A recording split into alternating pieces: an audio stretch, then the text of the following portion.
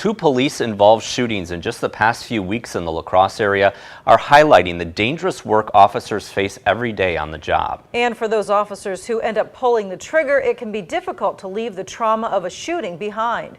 News 8's Sarah Tamer talked to a retired Onalaska police officer who knows all too well the struggles. That's right, Mike and Martha. Retired Onalaska police officer Jim Page was in law enforcement for 27 years.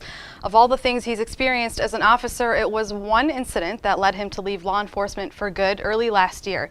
And it's not because he was forced to, but after he was involved in a shooting back in 2010, he developed PTSD.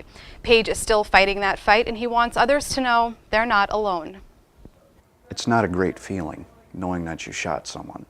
It's a feeling many of us won't ever feel. The aftermath of what it's like to pull the trigger on another person. The adrenaline wore off, and you start to realize the gravity of the situation. For some cops, it's another day on the job, but for Jim Page, it's a day he won't forget. I didn't sleep. I was way up here because all the years of training, all the years of preparation culminated into that, 3 or 4 minute call that we were on, and I had survived. The 50-year-old retired Onalaska police officer may have physically survived that night in March of 2010 when a man charged at him with a knife after setting a house on fire.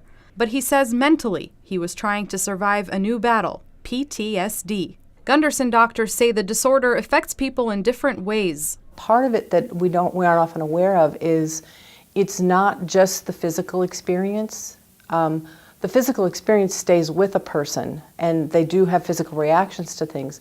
But it's the cognitive piece, how it affects how you think about yourself, how you think about the world. Can I be safe in the world? Am I safe to be around other people? PTSD affected Page in a way he didn't think was possible.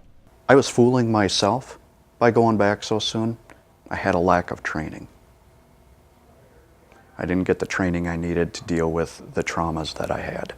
Page says he can't ever go back to being an officer. I still have nightmares, flashbacks.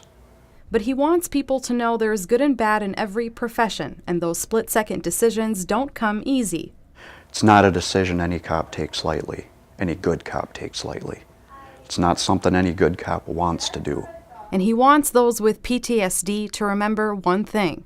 What happens to you and not what's wrong with you.